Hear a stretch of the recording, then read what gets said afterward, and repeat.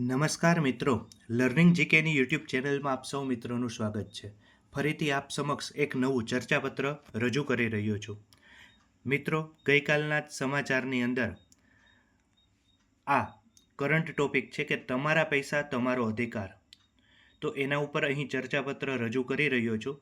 પસંદ આવે તો લાઈક કરજો, તેમજ બીજા વિષયના તમારે ચર્ચાપત્ર જોતા હોય તો કોમેન્ટ દ્વારા અચૂક જણાવજો અને બીજા સાથે અવશ્ય શેર કરજો.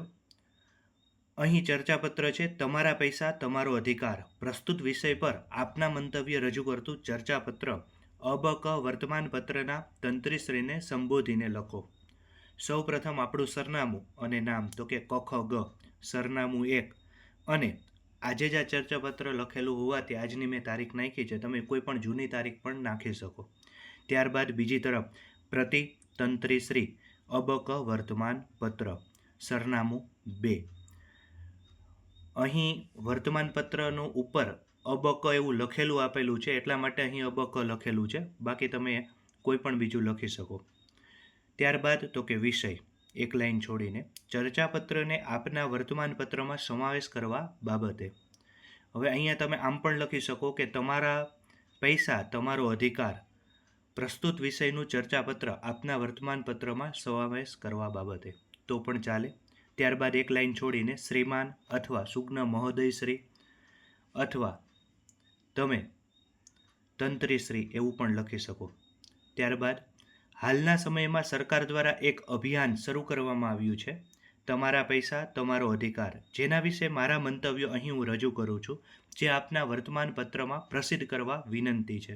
તમે આ રીતે 2 લાઇનની અંદર કોઈ પણ ઉપર જે તમારું હેડિંગ હોય છે એના ઉપરથી તમે અહીં આ બાબત લખી શકો છો અને છેલ્લે એવું લખી નાખવાનું કે આપના વર્તમાનપત્ર છે તેની અંદર આ બાબત પ્રસિદ્ધ કરવી એની વિનંતી છે. આપનો વિશ્વાસુ કખ ગ સામેની બાજુ એક લાઈન છોડીને લખી શકાય બિડાણ ચર્ચાપત્ર. ત્યારબાદ જે મેઇન ટોપિક છે બને તો એને હેડિંગ તરીકે આપી અને ત્યારબાદ ચર્ચાપત્ર શરૂ કરવું. તમારા પૈસા તમારો અધિકાર. તો કે આધુનિક યુગમાં નાગરિકોનો અર્થતંત્રમાં સક્રિય એવો ભાગ વિકાસ માટે મહત્વપૂર્ણ બની ગયો છે. લોકો મહેનત કરી કમાય છે, ટેક્સ આપે છે અને સરકાર દ્વારા ચલાવવામાં આવતી વિવિધ યોજના અને નીતિઓ માટે તે નાણાં આપે છે. ત્યારે તમારા પૈસા તમારો અધિકાર માત્ર એક સૂત્ર જ નથી, પણ નાગરિકના હક અને જવાબદારી બંનેની સાકાર એવી છબી છે. કેન્દ્રીય નાણામંત્રી નિર્મલા સીતારમન અને ગુજરાતના નાણામંત્રી કનુભાઈ દેસાઈની ઉપસ્થિતિમાં 5/10/2025 રવિવારે ગાંધીનગર ખાતેથી રાષ્ટ્રવ્યાપી નાણાકીય જાગૃતિ અભિયાનનો પ્રારંભ કરવામાં આવ્યો. તારીખ ખબર હોય તો લખવી, ના હોય તો એમને ગાંધીનગર ખાતેથી આ જે અભિયાન છે તેનો શુભારંભ થયો, જેનો મુખ્ય ઉદ્દેશ્ય છે નાગરિકોની બેન્કો, વીમા કંપનીઓ અને અન્ય નાણાકીય સંસ્થાઓમાં બિનદાવાપાત્ર પડેલી મહેનતની જે કમાણીને સન્માનપૂર્વક પરત લાવવાનો છે, પરત કરવાનો છે. મારા મતે આ બચત માત્ર કાગળ પરની એન્ટ્રી જ નથી, પરંતુ તેના પરિવારની નાણાકીય સુરક્ષા અને વિકાસ માટેની મુખ્ય મૂડી છે. અહીં મુખ્ય ઉદ્દેશ્ય આવતો હોય એ બાબત ઉપર ખાસ બીજા પેરેગ્રાફમાં લખવું. આ અભિયાનને સફળ બનાવવા માટે 3A's જરૂર પડી છે. 3A એમાં શું આવે છે? તો કે જાગૃતિ, સુલભતા અને કાર્યવાહી.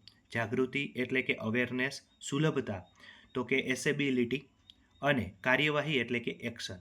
3A આ એના મુખ્ય પાયાના સિદ્ધાંતો છે. આ 3 સિદ્ધાંતો ઉપર ખાસ ભાર મૂકવામાં આવ્યો છે. આ એક સશક્ત વિચાર છે કે જેનાથી દેશને વધુ જવાબદાર અને ઉજળું ભવિષ્ય આપી શકાય છે. આપનો વિશ્વાસુ અથવા તો કખ ગ અને અબક શહેર. 300 શબ્દની અંદર આ ચર્ચાપત્ર છે. પસંદ પડે તો અચૂક લાઈક કરજો. અસ્તુ. જય હિન્દ, જય ભારત.